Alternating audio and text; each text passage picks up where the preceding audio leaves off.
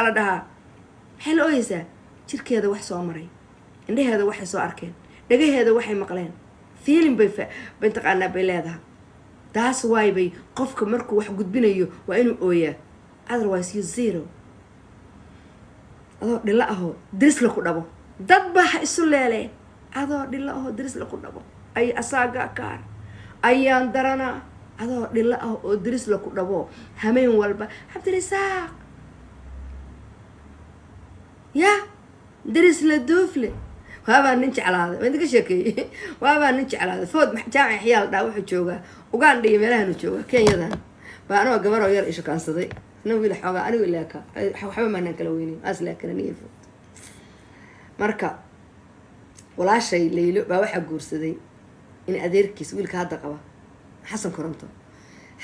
xasan faarax yaxye ina jaamac yaxye kala yihiin waa ilma adeerona